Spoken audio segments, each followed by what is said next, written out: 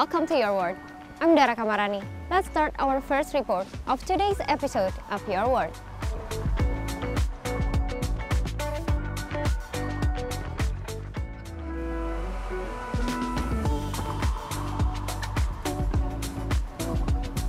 From Shangri-La Hotel in Jakarta, where the 56th ASEAN Ministerial Meetings and Post-Ministerial Conference AMM-PMC took place. Before we bring you stories from around the world, let's start our report from ASEAN Ministerial Meetings.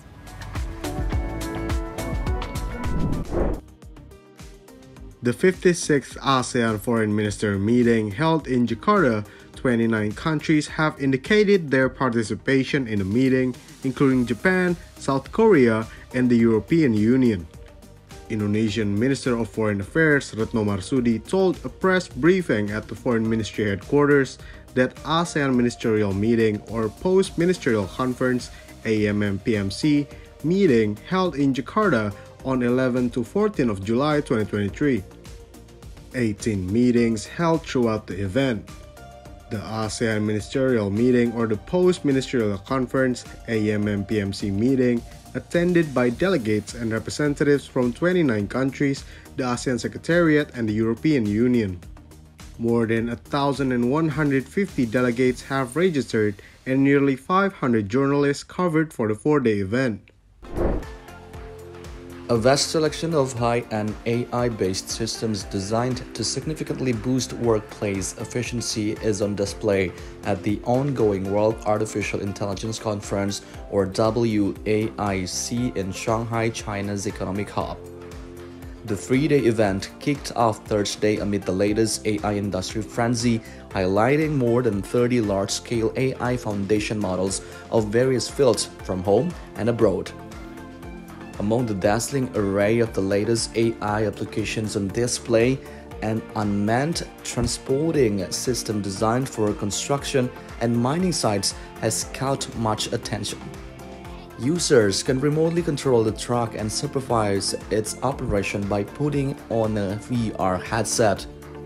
Based on a digital twin technology which produces a virtual model of a physical object, that smart system can increase loading efficiency and, more importantly, improve the safety of workers who used to be exposed to risks of construction.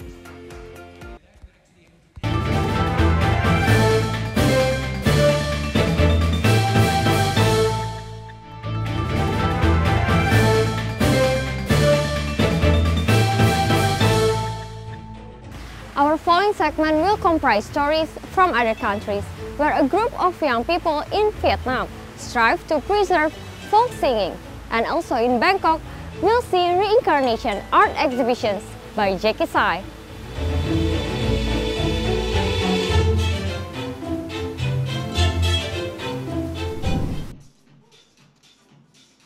A non-profit organization has rolled out a program dedicated to equipping ethnic minority teenagers in Hong Kong with more life skills and confidence through fashion. Jackie Lin was there to see how the program inspired these young people. There is a fashion show aiming to make a difference. A showpiece co-created by these 14 to 17-year-olds who designed and sewed all these outfits. They are mentored by designers and professionals who help them explore possible career paths. I always wanted to be a fashion designer. I would draw things, and so this basically became a dream come true because I actually was able to make something out of it. I get scared that what if this person doesn't understand me? What if there are no opportunities for ethnic minorities like me? And when this program came, I was so thankful. Now I also know more about what I like and what I am heading towards in the future. This program has really helped me a lot, speaking to other people, spreading my ideas and my creativity. The program hopes these teenagers could use fashion design as a means to build confidence and better express themselves.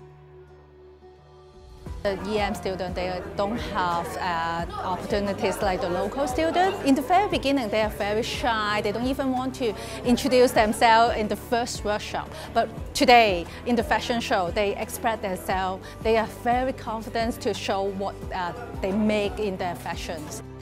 This fashion show is not just about empowering ethnic minority youth in Hong Kong, but also about spotlighting the importance of sustainability with the possibility of upcycling dead stock garments and leftover fabrics like these to recreate fashion pieces. Traditional culture is increasingly attracting the attention of many young people. Sharing the love of traditional culture, many youth groups have chosen their own ways to promote and preserve the nation's artistic values. Let's visit a sham singing class and meet a group of young Vietnamese who have been working tirelessly to spread their passion for psalm and other traditional art forms to other people. This is Psalm 48H, a psalm singing class organized by the members of Cho 48H Club. Everyone is immersed in the melody, lyrics, and instruments of psalm. Most of them are young people who want to learn more about traditional culture. During its nearly 10 years of operation, Cho 48H Club has regularly organized classes and workshops, both in person and online, that have attracted the participation of more than 400,000 students and participants from Vietnam as well as other countries. Through its activities, Cho 48H hopes to arouse passion and promote pride in the nation's traditions, thereby inspiring a love of the homeland among young people. Artists of the Turkmen equestrian group Galiknish performed at the state equestrian circus named after Gyorogli in the new city of Arkadak, and a new trick was also shown. In a breathtaking show on Akalteke horses, riders demonstrated their excellent mastery of the art of horse riding and vaulting. Dashing horses performed impressively, with jumping and somersaults on the backs of the horses. The Turkmen Akalteke horses exhibited no equals in beauty, strength, and agility, making them an amazing sight, flying on their four-legged friends. The snow-white Akalteke horse, Akan, performs a spectacular dance, while rider Serdar Bayram Durdiav, a master of Egyptian agriculture, is accompanied by two horses. Master Serdar performed an impressive performance, captivating the audience with his talent. The crowned Equatorian number, a pyramid of 5 horses, was a highlight, and he completed the festival with an original, life-affirming Pushtapti dance. Jackie Tsai, a multidisciplinary Chinese artist, combines Eastern identity, cultural symbols, and Western pop art icons in his East meets West artworks. He launched his first solo art exhibitions in Thailand, Reincarnation. Flower means the life, skull means the death. Flower is soft, skull is hard, right? So there's so much contrast. So many years later, I can feel this serious topic a little bit more, so I can create a beautiful skull in any visual languages. So skull for me, especially for me, is the process to overcome the fear and to create something very beautiful, rebirth from the death. So my skull never represent death. My skull represent the rebirth. Known for collaborating with Alexander McQueen on Bangkok Skull, he created the largest skull artwork in Thailand, incorporating Thai culture and personality into the piece. The artist's new works reflect COVID and post-COVID life, resembling resurrections from death and encouraging faith after the pandemic.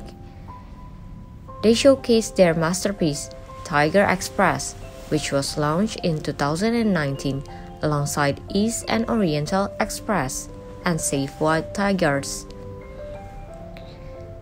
The exhibition showcases an 8-meter wide painting by Jackie Tsai titled Peril of Jay's Music, showcasing J. Cole's 20-year career in music and entertainment. 10 of the 36 artworks can be converted to digital art using the Zen app, allowing for augmented reality graphic. The exhibition is available until July 23rd at the Museums of Contemporary Art in Bangkok. Artist Tu Tian has worked at the Tanglong Water Puppet Theater for the past 30 years and was granted the title Meritorious Artist in 2015. She has won numerous international awards, including the Most Original Puppet Show Award in Indonesia in 2013 and the Most Outstanding Puppet Show Award in Thailand in 2014. In 2017, she received the Best Female Artist Award at the International Theatre Festival for Young Audiences held in Romania. With her passion for traditional puppetry arts, Thuy Thien strives to create marionettes that are uniquely Vietnamese. Thuy Thien creates marionettes using various materials such as foam, bamboo, and rattan. She also designs and makes clothes for the marionettes. With hard work and dedication, Thuy Thien has nurtured a love for traditional puppetry arts in young people. She offers classes to teach children how to make simple puppets, hoping to develop their passion for the art form.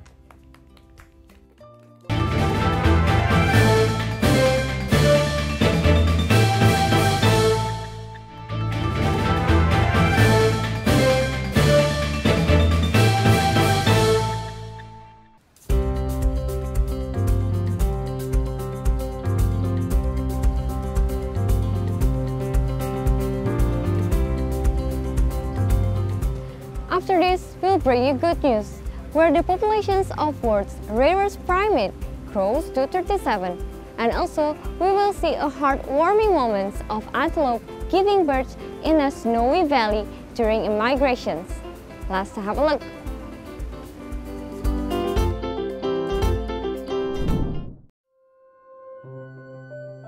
The population of Hainan gibbons, a first-class national protected species in China, has increased from less than 10 in the 1980s to 37 this year, thanks to the preservation efforts of local wildlife professionals.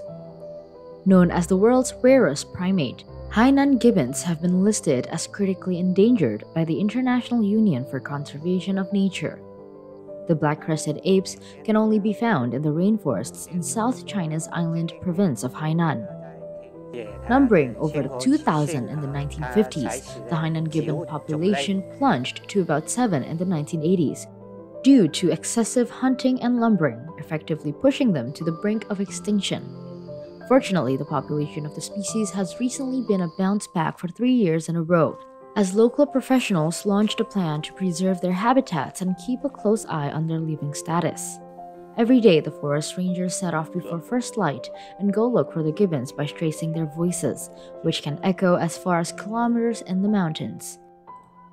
To better protect these rare animals, the local forestry department has invited experts from universities to help forest rangers observe and record the gibbons' activities and habits. The latest mission lasted 15 days, during which researchers and rangers would orbit the habitats of the gibbons, count the number, record their ages, take photos, shoot videos, and collect ape feces, providing first-hand materials for scientific research. To save Hainan gibbons from extinction, the province's forestry department has partnered with non-governmental organizations to restore more than 330 hectares of its habitat and plant more than 300,000 trees to provide food for the gibbons. They have also built several ecological corridors to expand the gibbons' habitat. The Tuzi Lake area in Xinjiang, China is a crucial breeding ground for Tibetan antelopes, which is a protected species. Pregnant antelopes migrate from May to August to give birth at Tuzi Lake. The peak climbing season occurs in mid-July. Staffs at the reserve increase patrols and protection efforts during this time while minimizing disturbance to the animals. This year, pregnant antelopes from Alton Mountain National Nature Reserve and Kunlun Mountain Nature Reserve have been migrating to Tuzi Lake. Covering hundreds of kilometers, the antelope migrates in herds, led by adult female. Male antelopes who born in the previous year also accompany the herds. Tibetan antelopes have seen population growth due to bans of illegal hunting and habitat improvement efforts. The Alton Mountain National Nature Reserve spans 45,000 square kilometers and is home to around 65,000 Tibetan antelopes and other rare animals. Workers at the Alton Mountains National Nature Reserve in China captured rare footage of a female Tibetan antelope giving birth in a snow-covered mountain valley. The Tibetan antelopes undertake a remarkable annual migration from May to August to give birth in safe habitats. The valley, surrounded by mountains, provides a secluded and sheltered environment for the antelopes. Nearly 1,000 antelopes have been attracted to the area this year. The video shows the mother giving birth and immediately caring for the newborn by cleaning it. The survival of newborns is threatened by predators, particularly wolves. The survival rate of newborns is low, but the overall population of Tibetan antelopes has grown significantly due to the conservation efforts. During mating season, males compete to attract females, and pregnant females migrate alone to birthing grounds. The Tibetan antelope plays a vital role in the ecosystem by supporting the food chain for predators. Conservation efforts are crucial for maintaining a healthy ecosystem and preserving this remarkable migration. More than 7,000 space-bred seeds have been recently sprouted, and researchers are transplanting these seedlings in the Heihei City, northeast China Heilongjiang province. These seeds, once carried by space by returnable satellites and exposed to cosmic radiation and microgravity to undergo gene mutation, they were then brought back to Earth for creating new crop varieties.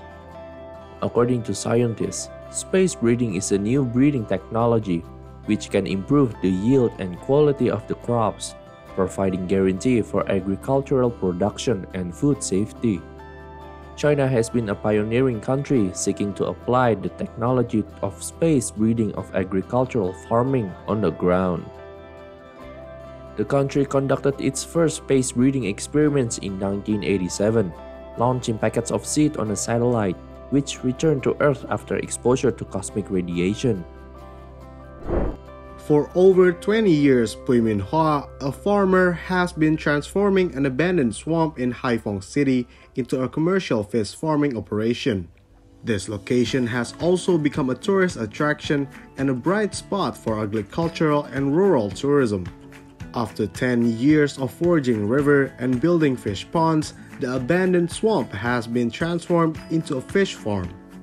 It currently has 9,000 brood stock and supplies 20 million fingerlings to the market.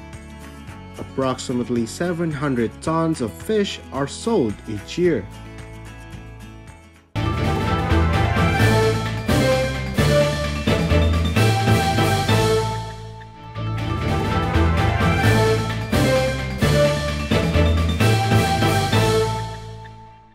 We hope you enjoyed this week's episode of Your Word. I'm Dara Kamarani. Thank you for watching and see you next week.